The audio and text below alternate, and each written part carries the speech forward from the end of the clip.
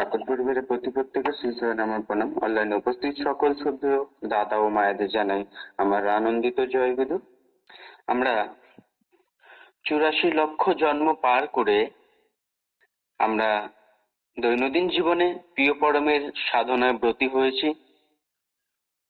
আমরা সুন্দরভাবে প্রতিদিন আমাদের অভ্যাসের মধ্য দিয়ে ঠাকুরকে ভালোবাসি, ইষ্টভীতির মধ্য দিয়ে ঠাকুরকে আমরা ভোগ নিবেদন করি। এ আমাদের একজন পরম সৌভাগ্য যে আমরা দৈনন্দিন জীবনে ঠাকুরের ভোগ নিবেদন করতে পারি। আমাদের এই জীবনের একটা সার্থকতা রয়েছে। আমরা কেন জন্ম নিলাম বা কি প্রয়োজন আছে আমাদের এই জন্মটা নেওয়ার, একটা তো সার্থকতা আছে, মানব জীবনের একটা সার্থকতা আছে। আমরা 84 লক্ষ জন্ম পার করে সুন্দর একটা মানব জন্ম পেয়েছি। কখনো গাছ হয়েছি, পাখি হয়েছি, মানে কখনো পশু পাখি, সমস্ত জন্ম অতিক্রম করার পর একটা মানব দেহ পেয়েছি। আর যেদিন আমরা মাতৃগর্ভে এসেছি ঠিক 7 মাস পর আমাদের ভগবানের সাথে দেখা হয়। সেদিন আমাদের এই পা উপরের দিকে থাকে, ওখানে ভগবান এসে আমাদের প্রশ্ন জিজ্ঞাসা করেন যে তুই পৃথিবীতে গিয়ে কি করবি। আমরা প্রভুকে হাত জোর করে বলি, প্রভু আমাকে এই অন্ধকার জগৎ থেকে আমাকে বের কর। প্রভু বলে, তুই বল না তুই কি করবি। আমরা বলি, এই যে হাত দিয়েছো, সে হাত দিয়ে তোমার কাজ করব, তোমার সেবা করব। পা দিয়েছো, আমি তোমার পথে চলবো। মুখ দিয়েছো, তোমার গুণগান করব। ভাবার জন্য একটা হৃদয় দিয়েছো, এই হৃদয় দিয়ে হৃদয়ের কথা ভাববো। সেদিন প্রভুকে আমরা বলি 7 মাস পর, আমাকে এই অন্ধকার জগৎ থেকে বের করো।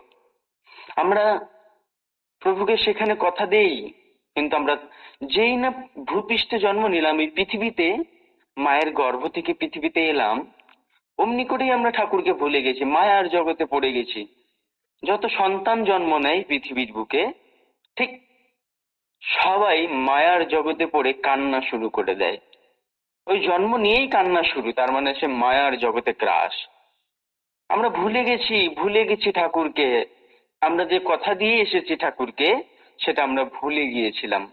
ঠাকুরকে আমরা বলে এসেছি, তোমার নাম করব, গুণগান করব, তোমার সেবা করব, তোমায় ভালোবাসবো। জন্ম নেওয়ার পরেই আমরা সাথে সাথে ভুলে গেছি, মায়ার জগতে পড়ে আমরা কান্না করতে শুরু করে দিয়েছি।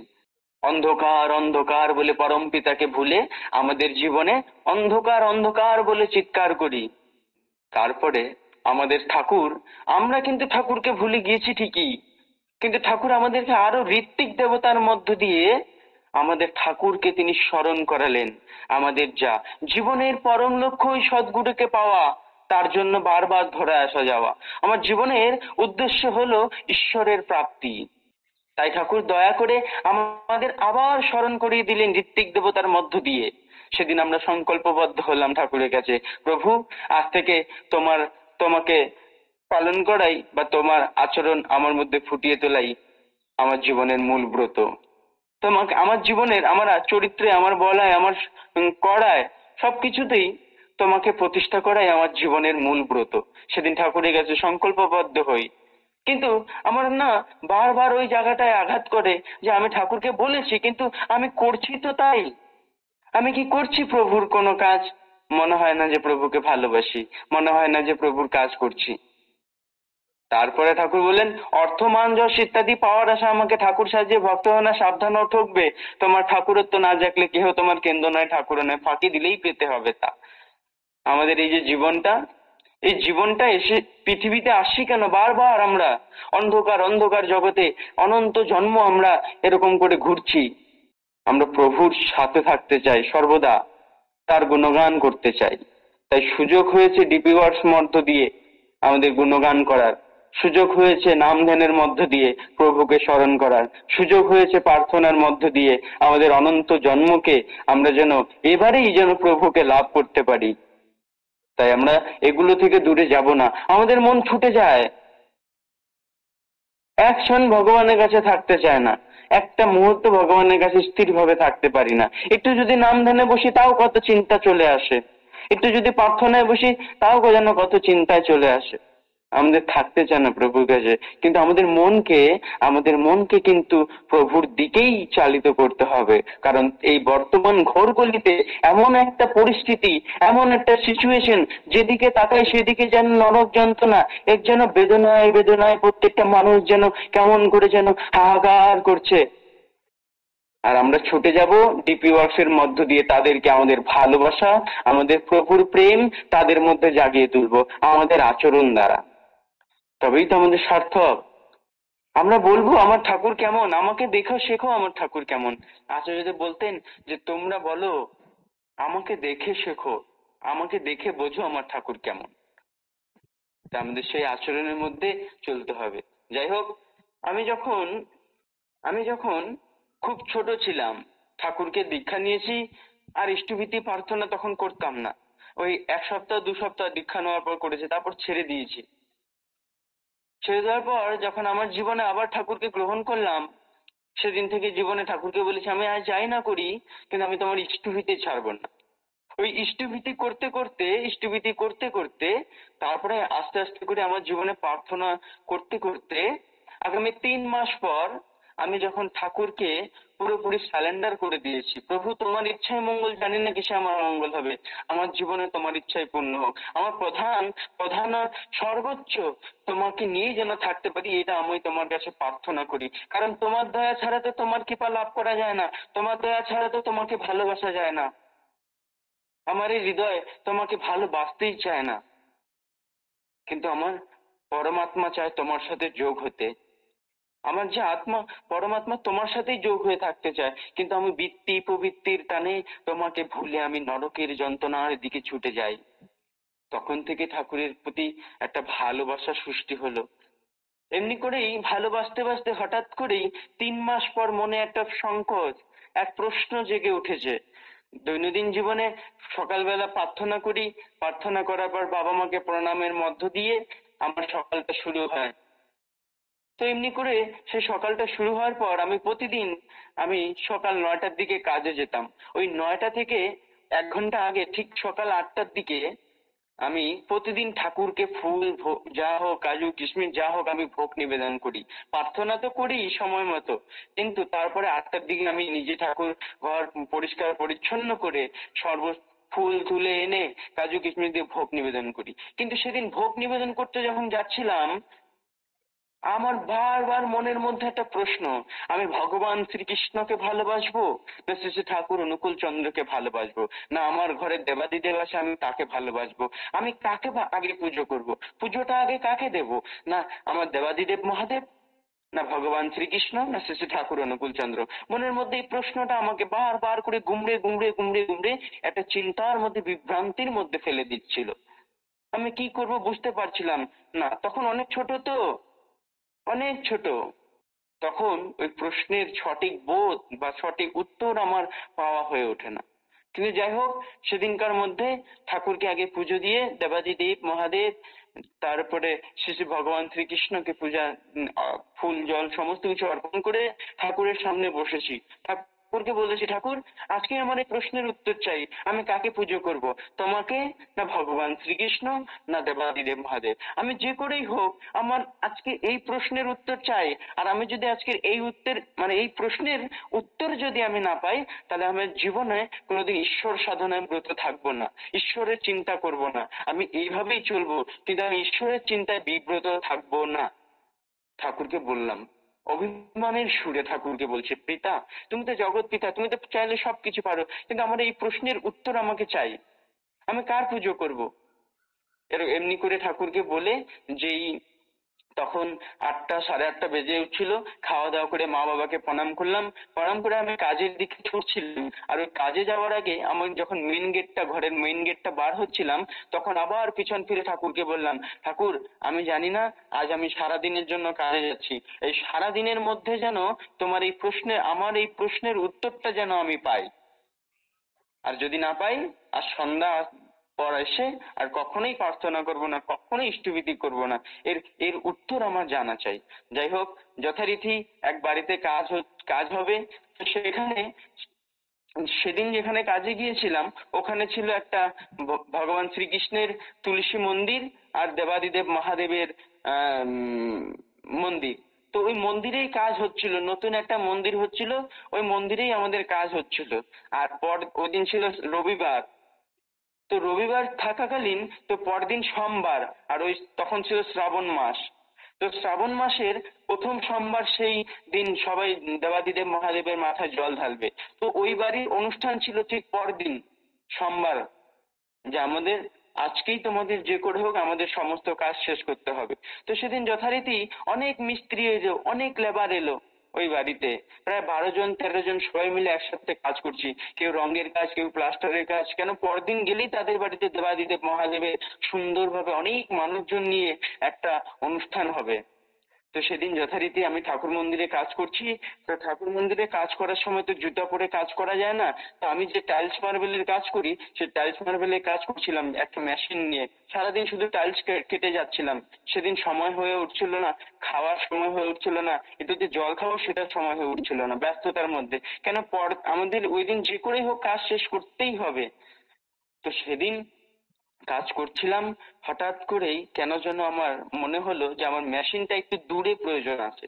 আর সেদিন এমন পরমপিতার কি দয়া, সেদিন আমি যে আমাদের যে মেশিনটা আমরা যে কারেন্টের সাধারণ বোর্ড থেকে নেই, সেদিন সেই তার দুটো কি সাধারণ বোর্ড থেকে নেওয়া হয়নি, একদম মেন যে ইলেকট্রিক তার রয়েছে সেখান থেকে হুক করে আমরা সেই কারেন্টটা নিয়েছি। কেন সেদিন ভোল্টেজ পাচ্ছিল না বলে, এত মিস্ত্রি থাকাকালীন, তাই আমি সেখান থেকে নিয়েছি। আর যখন আমি ওই মেশিনটাকে সরাতে গিয়ে আমি তারটায় হাত দিয়ে ফেলি, ওই তারের মধ্যে সমস্ত মানে একটু লিক থাকাকালীন ওই তারটা আমার হাতের মধ্যে ঢুকে যাচ্ছিল, হানা দিচ্ছিল, জ্বলে যাচ্ছিল। আমি ইলেকট্রিক শর্ট খেয়ে ফেলি। আর তারটা আমাকে বারবার করে ওই হাতের দিকে ঢুকে যাচ্ছে, ছিঁড়ে ছিঁড়ে ছিঁড়ে ছিঁড়ে ঢুকতে শুরু করেছে হাতটার মধ্যে। হাতের ফুটো হয়ে যাচ্ছে, এখনো ওই চিহ্নগুলো রয়েছে। কিন্তু আমি যখন ইলেকট্রিক শর্ট খাচ্ছিলাম, আমি আমার সবাইকে ডাকার চেষ্টা করেছি, কিন্তু কেউ আমার কণ্ঠস্বর শুনতে পায়নি। এমনি করেই যখন আমার কণ্ঠস্বর আসছিল না, প্রভুকে বলছি, প্রভু, কেউ আমার কণ্ঠস্বর শুনতে পাচ্ছে না। আর আমি তো এই তারটাকে অনেকবার সরানোর চেষ্টা করছি, কিন্তু আর পারলাম না। মনে মনে এটা ভাবনা চিন্তা। তারপরে আর আমি এদিকে ইলেকট্রিক শর্ট খেয়েই আছি। খাওয়ার পরে আমি যখন প্রভুকে বললাম যে প্রভু, আজ বোধহয় আমার আর এই পৃথিবীতে থাকা হবে না, আজই মনে হয় আমার জীবনের শেষ নিঃশ্বাস, আমাকে আজকে এখানেই এই মুহূর্তেই ত্যাগ করতে হবে। এই চিন্তা করাও শেষ, আমি মাটিতে পড়ে গিয়েছিলাম, মাটিতে পড়ে গিয়েছিলাম। কিন্তু হঠাৎ করে সেই বাড়ির যে মালিক, সেই মালিকের ছোট মেয়ে আমাকে দেখতে পায়, দেখে আমার হাতে আগুন জ্বলছে, তারটা কেমন করে যেন ঢুকছিল আমার হাতের দিকে, তারা সেটা লক্ষ্য করতে পেরেছে। সে মালিক আর কেউ দেখেনি, এত মানুষ কাজ করছে সেদিন, আর কেউ দেখেনি। সে মালিকের ছোট মেয়ে আমাকে দেখে লাফাচ্ছে, সেও আর কাউকে ডাকতে পারছে না। যখন সে লাফাচ্ছে, সে মালিক তিনি নিজে ছুটে এসে দেখলো যে হ্যাঁ, কনকের তো হাতে তার ঢুকেছে, আগুন জ্বলছে। সে কি করেছে, ওই তারটা ওখান থেকে টান দিয়ে খুলে ফেলে দিয়েছে। আর আমি কিন্তু ততক্ষণ পর্যন্ত অজ্ঞান অবস্থায় ছিলাম, অবচেতন অবস্থায় ছিলাম। তো আমি যখন আমি সবাইকে জিজ্ঞেস করি, আমার যখন জ্ঞান ফেরে, তার মধ্যে আমি সবাইকে জিজ্ঞেস করলাম, আচ্ছা আমি কতক্ষণ অবচেতন অবস্থায় ছিলাম, কতক্ষণ আমি জ্ঞান ছিল না, আমি বা কতক্ষণ আমি শ্বাস প্রশ্বাস নিইনি। বলছে এই তুমি 40 থেকে 45 মিনিট অজ্ঞান ছিলে। আমি বললাম শ্বাস? বলছে প্রায় 5-6 মিনিট তোমার কোনো শ্বাস ছিল না। তো তখন আমাকে দেখার জন্য অনেক মানুষ জমা হয়ে গেছে, কারণ একটা ইলেকট্রিক তার, সব তার ঢুকে ঢুকে ঢুকে ঢুকে যাচ্ছিল হাতের মধ্যে আগুন। সবাই রাস্তার ধারেই বাড়ি, প্রত্যেক মানুষ এসে আমাকে দেখছে। আমার যে ঠিকাদার, সে তো চোখের জল, অঝরে জল। কিন্তু পরমপিতার কি দয়া, আমি যতক্ষণ পর্যন্ত জ্ঞান শূন্য অবস্থায় ছিলাম, যতক্ষণ পর্যন্ত আমি কোনো স্মরণ ছিল না, আমি যেন এক আলাদা জগতে চলে গিয়েছিলাম সেই মুহূর্তে। কেন? কারণ আমি পরমপিতাকে সেদিন প্রশ্ন করেছি, আমি কাকে পূজা করব, ভগবান শ্রীকৃষ্ণের না দেবাদিদেব মহাদেব না তোমার? আর সেদিন আমি সেই মুহূর্তে যে শূন্য জ্ঞান শূন্য অবস্থায় ছিলাম, অবচেতন অবস্থায় ছিলাম, সেদিন সেখানে আমি দেখতে পাচ্ছি আমার পরম দয়ালের হাতে সে বাঁশি, আমি দেখতে পাচ্ছি আমার পরম পিতার হাতে সেই ত্রিশূলধারী দেবাদিদেব মহাদেব। আমি একের মধ্যে সমস্ত বিশ্বরূপ দর্শন করছি। সেদিন সেদিন আমার এক পরম সৌভাগ্য ঘটেছে যে আমি একের মধ্যে সমস্ত কিছু দেখতে পাচ্ছিলাম। আমার দেবাদিদেব মহাদেবকে যেন শ্রী ঠাকুর অনুকূল চন্দ্র রূপে দেখতে পাচ্ছি, আমার শ্রী ঠাকুর অনুকূল চন্দ্রকে দেখতে পাচ্ছি ভগবান শ্রীকৃষ্ণ রূপে। আমি আমার বিশ্ব দুনিয়ার সমস্ত ভগবানকে যেন সেদিন শ্রী ঠাকুর অনুকূল চন্দ্রের মধ্যে এই যতক্ষণ পর্যন্ত জ্ঞান শূন্য অবস্থায় ছিলাম ততক্ষণ পর্যন্ত তার দর্শন করছি। সেদিন আমার সৌভাগ্য ঘটেছে যে আমি প্রিয় পরমের এই দিব্য রূপখানি আমার দেখার সৌভাগ্য ঘটেছে। তারপরে যখন আমার জ্ঞান শূন্য হলো, আমি দেখলাম আমার চারিদিকে কত মানুষ। আমি ভাবছি আমি এখানে কেন, আমি তো আলাদা জায়গায় ছিলাম, আমার কি হয়েছে। আমি আমার নিজের হাতের দিকে লক্ষ্য করি, হাতটা ফুটো হয়ে গেছে চারিদিকে এক। তারপরে আমি কিছুক্ষণ চুপ করে রইলাম, মাথা নত করে অঝরে কাঁদতে শুরু করলাম যে আমি ছিলাম জ্ঞান শূন্য অবস্থায়, কিন্তু আমি আমার প্রভুর কাছে ছিলাম। আমার প্রভুকে আমি কত রূপে আজকে দেখেছি, আমার এই স্বভাব কাউকে আর বোঝাতে পারছি না। তারপরে বাড়ি ফিরলাম, বাড়ি ফিরে মাথাটা নত করে মাকে বলছিলাম সব কথা, মা আজকে জানো এরকম এরকম ঘটেছে।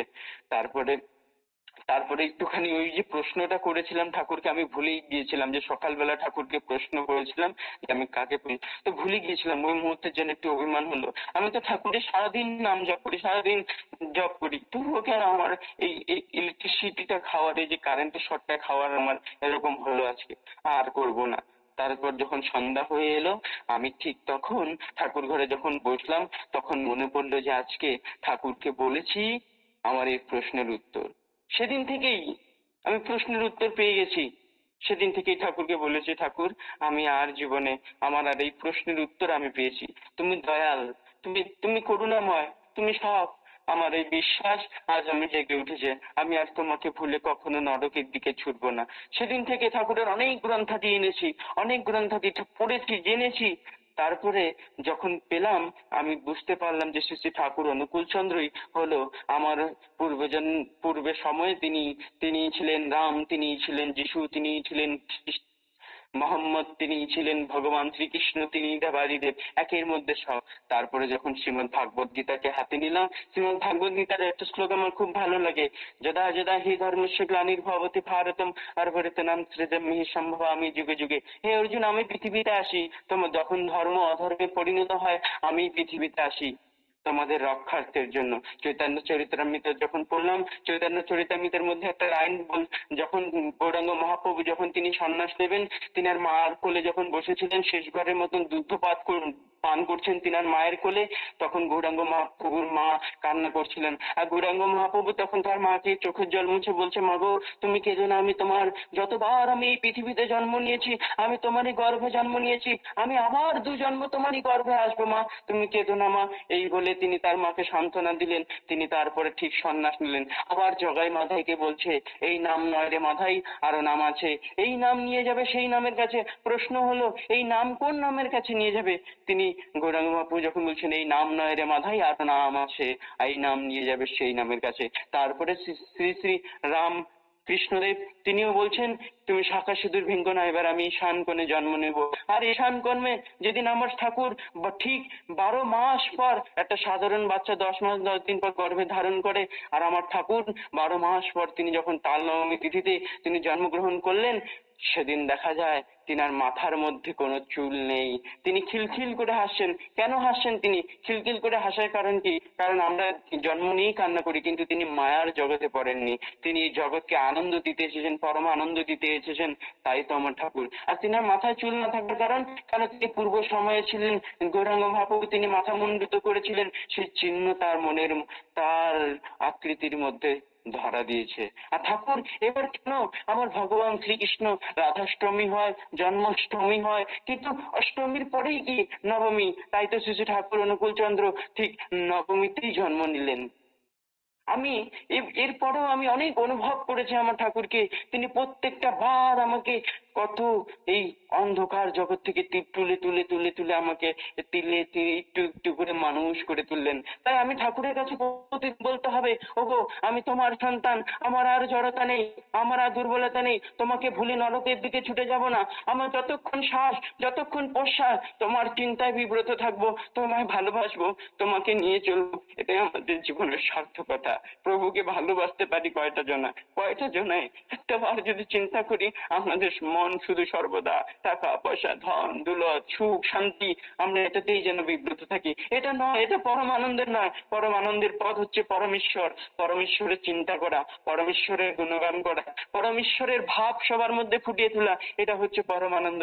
তাই তো ঠাকুর বলছেন, তুমি দুঃখ থেকো না, তুমি তুমি তুমি দুঃখে থেকো না, তুমি কষ্টে থেকো না, তুমি সুখের চিন্তা করো না, তুমি দুঃখের চিন্তা করো না, তুমি চিন্তা কি চিন্তা করবে জানো? তুমি পরম আনন্দের চিন্তা করবে, তুমি পরম আনন্দে থাকবে। আমরা শত দুঃখতার মধ্য দিয়েও আমরা বলতে পারি আমরা ভালো আছি, সুস্থ আছি, আনন্দে আছি, আমরা প্রভুর দয়ায় সবকিছুই ভালো আছি। যাই হোক, আমি শর্টকাটে বলছি পূজনীয় অবিন্দ্রদের দয়ার কথা। তিনি কেমন করে আমার ডিপ্রেশন জীবন, যেখানে আলো পাচ্ছিলাম না, কুল কিনারা পাচ্ছিলাম না, সেখান থেকে তিনি হঠাৎ করে এমনি করে যখন আমি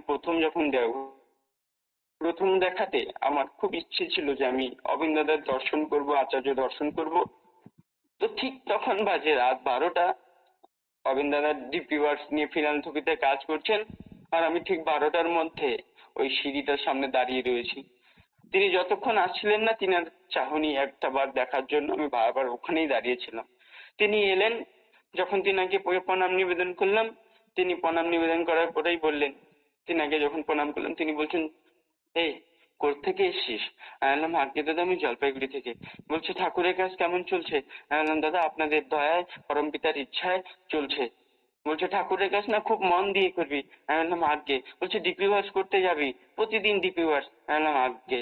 বলছে, কি কাজ করি? আমি বললাম, টাইলস মার্বেলের কাজ। বলছে, মন দিয়ে করবি, সারাদিন কাজ করবি আর ছুটে যাবি, কাজ থেকে এসেই সবার কাছে ছুটে যাবি। আমি বললাম, আজ্ঞে দাদা। তারপরে তিনাকে প্রণাম নিবেদন করলে তিনি রুমে গেলেন, আমি রুমে এলাম। প্রথম দেখাতেই তিনি আমাকে বললেন যে ঠাকুরের কাজ মন দিয়ে করবি, কারণ ঠাকুরের কাজ সত্যি মন দিয়েই করতে হয়। তারপরে এমনি করেই যখন আমার জীবনে দ্বিতীয়বার অবিন্দ্রদের সাথে দর্শন হয় আমাদের মন্দিরে, সেদিন তিনি মন্দিরে এসেছিলেন। তো সেই মন্দিরে আমি ছিলাম, অনেকদিন ছিলাম। থাকার পর হঠাৎ করেই ওখানে নিবেদন হচ্ছিল, প্রায় অনেক মানুষের নিবেদন নিয়েছিল। কিন্তু আমি শেষে দাদাকে বলেছি, দাদা আমি ঠাকুরের কাছে কোনোদিন কোনো কিছু চাইনি, আমি ঠাকুরকে কোনোদিন কোনো কিছু বলিনি আমার জীবনে এটা দাও এটা দাও, কিন্তু আমার না একটা ছোট কনফিউশন আছে, এটা দূর করতে হবে। দাদা বললেন, শোন না, তুই তো মন্দিরে থাকবি, তুই চল, তুই আজকে মন্দিরে চল, তুই কালকে আমার সাথে কথা বলি। আমি বললাম, ঠিক আছে। তিনার সাথে মন্দিরে আসলাম, মন্দিরে সবাই মিলে গল্প করলাম কিছুক্ষণ। তারপর বলছে, এই রাত হয়ে গেছে, প্রায় 3টা বাজে, আর 1 ঘন্টা পরে প্রার্থনার জন্য রেডি হতে হবে, যা ঘুমা। ঘুমাতে এলাম। প্রার্থনা করার পর পরদিন সকালবেলা তিনি আবার নিবেদন নিতে বসলেন। তো অনেক বড় লাইন হয়েছে, একটা মায়েদের লাইন, একটা আমার শ্রদ্ধেয় দাদাদের লাইন। আর সেই দাদাদের লাইনে আমি সেই প্রথমেই দাঁড়িয়ে রয়েছি, অপিন দাদার সামনে প্রথম লাইনের প্রথমে আমি দাঁড়িয়ে রয়েছি। দাদাকে যখনই গেলাম প্রণাম করতে, দাদার সামনে হাঁটু গেড়ে বসে আছি। দাদা বলল, জয়গুরু, তার নামে জয়গুরু দিলাম। কিন্তু তিনি আমার নিবেদনটা শুনলেন না। তিনি মায়েদের নিবেদনগুলো, কিছু মানুষের নিবেদন শুনে নিলেন। নেওয়ার পরে আমি কিন্তু লাইনের প্রথমেই ছিলাম, কিন্তু আমার নিবেদন শুনলেন না। হঠাৎ করে আবার কিছু পিছন থেকে দাদাদের ডাকছে, বলো কি দরকার? আর আমি কিন্তু ওখানে হাঁটু গেড়ে বসেই আছি। থাকার পর প্রায় 10-15 মিনিট তিনি বলছেন, বল তোর কি নিবেদন? হ্যাঁ, আমার কোনো চাওয়া নেই, কোনো ইচ্ছে নেই, কিন্তু আমি তো সস্ত্রয়নী ব্রতধারী। তো আমার মনের মধ্যে একটা প্রশ্ন, যে আমি না যখন সারাদিন কাজ করি, রাতে যখন কাজ করি, অনেক সময় অনেকে তো জানে না অনেক মানুষের সাথে কাজ করতে হয়, তো আমার ওই খাবারটায় কেউ হাত দিয়ে ফেলে, আমি মনের মধ্যে যেন একটা কনফিউশন থেকেই থাকে। আচ্ছা, আমার খাবারে যদি কেউ কোনো কারণে ভুল করে হাত দিয়ে ফেলে, আমি কি সেটা খাবো? দাদা বললো, এই ব্যাপার। তারপরে হঠাৎ করে তিনি আর কিছু বললেন না, এই ব্যাপার বলে আবার মায়েদের দাদাদের সবার নিবেদন নিচ্ছে। নেওয়ার পরে বলছেন, শোন না, তুই বিয়ে করে বউ নিয়ে যা। তিনি তিনি কারণ তিনার কোনো কথায় না বলতে নেই। আমি বললাম, আজ্ঞে। কারণ সব কারণের কারণ তিনি, তিনি সবের কারণ। তারপরে আমি বললাম আজ্ঞে।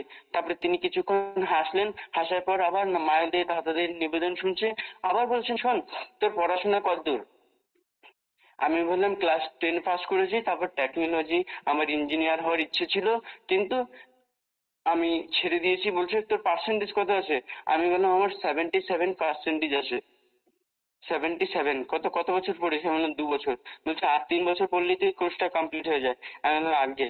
বলছে শোন তোর চাকরি হয়ে যাবে। আমি বললাম আগে দাদা আমার চাকরি হবে, এই সার্টিফিকেটে তো কেউ চাকরি দেবে না। বলছে না তোর সার্টিফিকেট হয়ে যাবে, আমি সমস্ত কিছু ব্যবস্থা করে দিচ্ছি, তোর কোনো টেনশন নাই। বলছে শোন ওখানে যাবি, ওখানে গিয়ে তুই চাকরি করবি, কিন্তু তুই আবার পড়াশোনাও করবি, এই কোর্সটাকে পুরো কমপ্লিট করবি, তারপরে আমার সাথে দেখা করবি। আমি বললাম আগে দাদা, অবশ্যই অবশ্যই। তারপরে তিনি, আমি কোথায় চাকরি করব, কিভাবে করব, সমস্ত কিছু তিনি নাম্বার দিলেন। তিনাকে জানিয়ে আসতে বলেছেন যে তুই যেদিন যাবি আমাকে জানিয়ে যাবি। আমি বললাম আগে। তো যেদিন আমি আসি সকালবেলা তিনাকে জানিয়েছি, তুমি বলে সাবধানে যা, বাবা মাকে ভালো প্রণাম করে যা, ঠাকুরের কাজ করবি, ওখানে যায় মন দিয়ে পড়াশোনা কর, মন দিয়ে ঠাকুরের কাজ করবি, সবকিছুই তারপরে ডিউটি ঠিকভাবে পালন করবি, এই বলে আমি সেদিন আসছিলাম। আসার পর এখানে তো এটা পর্যন্ত হলো, চাকরিও হলো, তারপরে পড়াশোনা আবার অ্যাডমিশন করা হলো। কিন্তু পরবর্তী সময় যখন আমি ওখান থেকে দাদাকে প্রণাম করে নিবেদন করে ওইদিকে দাঁড়িয়ে রয়েছি, প্রণাম করে আমি লাইনের একদম সবার শেষে গিয়ে দাঁড়িয়ে রয়েছি, তিনি কিভাবে নিবেদন নিচ্ছেন সেটা অপরূপ দৃশ্যটা আমি যেন ওই মানে মধুমাখানো হাসিটা যেন আমি আর ভুলতে পারছিলাম না। তিনার দিকে তাকিয়ে অঝরেই আমার চোখে জল আসছিল। হঠাৎ করেই তিনি আবার এত ভিড়ের মাঝে আমাকে দেখতে পেয়ে বললেন এই হাতটা তুলে এদিকে আয়, এদিকে আয়, এদিকে আয়। আবার সবাই ওখানে সবাই সাইড দিল, আমি দৌড়ে গেলাম। সবাই সেদিন মন্দিরে ভাবছে যে ইনার সাথে হচ্ছেটা কি, এই কনকের সাথে হচ্ছে কি। এতবার হবেন দাদা নিজে নিজে ডাকছেন, তারপরে বলছেন শোন ওখানে যাওয়ার আগে তুই কিন্তু ডিপি ওয়ার্স করবি। আমি বললাম আজ্ঞে দাদা, আপনার আশীর্বাদ, করবো অবশ্যই। তারপরে তিনি উপরে গেলেন, আমার যেখানে তিনাকে থাকার ব্যবস্থা করে দেওয়া হয়েছিল সেখানে তিনি গেলেন। ওখানে যাওয়ার পর তিনি যখন বেরোবেন, ওখানে কিছুক্ষণ চা খেলেন, একটু চা খেয়ে গোটা মন্দির ঘুরে তিনি বসলেন তিনার রুমে।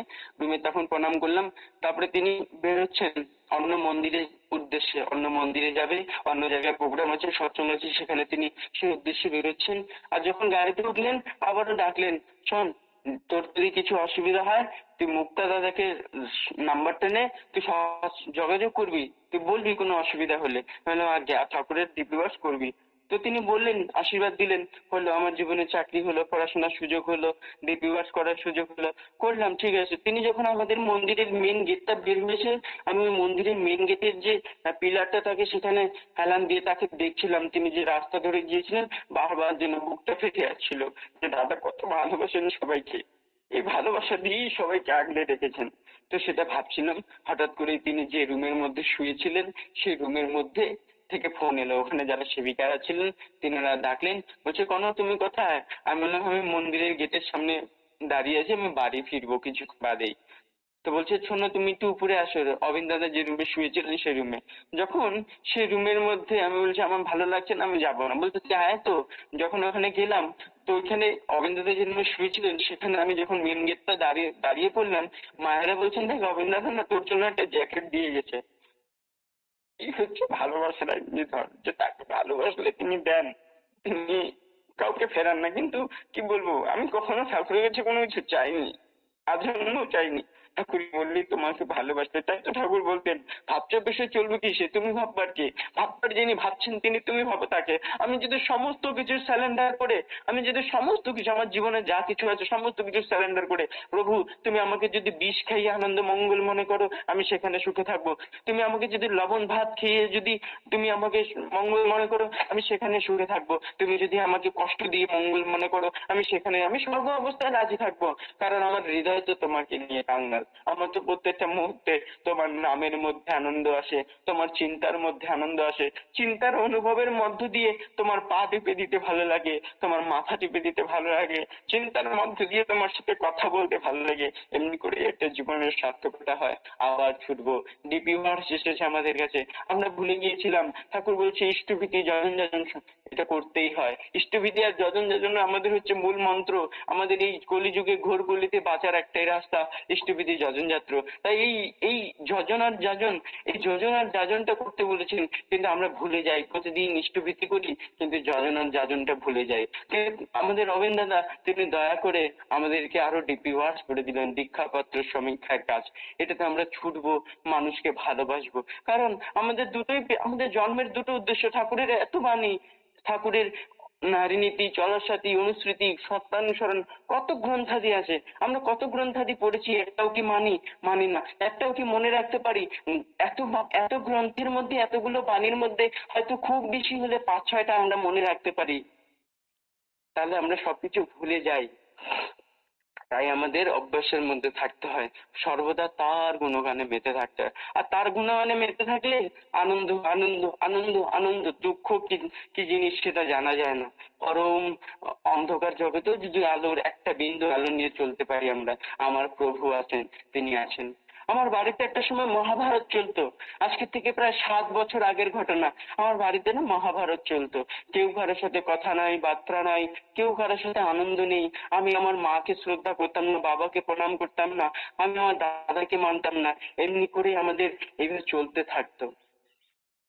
এইভাবেই আমাদের জীবনটা যাপন হতো। কিন্তু যখন ঠাকুরকে ধরলাম তখন বুঝতে পারলাম প্রকৃত আনন্দ কোথায়। প্রতিদিন দৈনন্দিন জীবনে বাবা মাকে প্রণামের মধ্য দিয়ে, বাবা মার সেবাযত্নের মধ্য দিয়ে আমরা যেন এক স্বর্গ সুখ। আমার মাকে এখন বলি, বাবা তুমি কেমন আছো? বলছে আমার ঠাকুর আছে, কোনো চিন্তা নেই। বাবাকে বলি তুমি কেমন আছো? বলছে পরম দয়াল আছে, তিনি আমায় খুব ভালো রেখেছেন।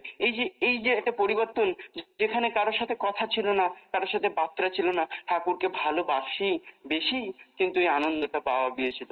যাই হোক, এরকম অনেক অজস্র ঘটনা আমার জীবনে অনেক ঘটেছে। এরকম পূজনীয় টিঙ্কু দাদা, তিনি আমাকে বাড়িতে আশীর্বাদ করেছেন মন্দির করার জন্য। পূজনীয় বড়দিমা, তিনিও আশীর্বাদ করেছিলেন। যাই হোক, আজকের থেকে 2 মাস আগে আবার অবিন দাদার সাথে দর্শন হলো। অবিন দাদাকে কথা বললাম, দাদা বলছেন শোন, ভালো করে পড়াশোনা কর, ভালো করে ডিউটি কর, ডিপির কাজে সবাইকে জাগ্রত কর। এটাই বলছে। আমি না প্রতিদিন একটা করে স্বপ্ন দেখি। বলছি না, দাদা বলছেন কি দাদাকে একদিন দাদা বলছেন যে আমি প্রতিদিন রাতে স্বপ্ন দেখি। সবাই বলছেন আপনি কি স্বপ্ন দেখেন? দাদা বলছে শোন, আমি যখন বলেছিলাম যে আমি পৃথিবীর অর্ধেক মানুষকে নাড়িয়ে যাব, আমার দাদা, আমার ঠাকুরদা তিনি বলেছেন শোন, আমার মতন যখন তোমার সময় হবে দেখবে পৃথিবীর প্রত্যেকটা মানুষ ঠাকুর ঠাকুর ঠাকুর করছে। তাই আমার এই চিন্তাটা বারবার প্রতিদিন রাতে আমাকে ঘুম কেড়ে নেয়। আমার জন্য ভালো লাগে না, আমার ঘুমটা কেড়ে নেয়। আমি দৈনন্দিন জীবনে এই স্বপ্নটাই দেখি, প্রতিদিন স্বপ্ন দেখি, প্রতিদিন স্বপ্ন দেখি। আমার ঠাকুরদা আমাকে বলেছেন আমার যখন আমি তিনার মতন বয়স আসবে প্রত্যেকটা মানুষ আহ, শুধু ঠাকুর ঠাকুর করবে, এই স্বপ্নটা আমাকে ঘুম কেড়ে নেয়। তাই আসুন আমরা যেন সবাই মিলে জাগ্রত হয়ে মায়েরা দল বেঁধে, দাদারা ভালোবেসে, কেউ কারোর সাথে রেষারেষি নয়, কেউ কারোর সাথে উম, মানে আমি বড় এরকম নয়, আমরা আনন্দে সবাই সবার সাথে হাতে হাত রেখে সবাই মিলে আমরা এক টানবো, সবাইকে আমরা আলিঙ্গন করব। আসো, চলো আমার প্রভু ওখানে তোমার জন্য অপেক্ষা করছেন, চলো তোমাকে ভালো থাকার পথটা ধরে দিবে। ঠাকুর বলছেন যাজন করতে হয় 2 কথায়, আর যজন করতে হয় লক্ষ্য কথায়। আচরণের মধ্য দিয়ে বুঝিয়ে দিবে ঠাকুর কেমন। যাই হোক, আমি আমাদের ভুল ত্রুটি কিছু বলে ফেলেছি, ক্ষমা সুন্দর সবাই দৃষ্টিতে দেখবেন। সবাইকে জয় গুরু জানাই। আমার স্বপ্ন মায়ের জন্য আজকে এখানে আসার সুযোগ হয়েছে। আপনাদের সবার সাথে সঙ্গ করে খুব আনন্দ বোধ করলাম। সবাই ভালো থাকবেন, সুস্থ থাকবেন, আনন্দে থাকবেন। জয়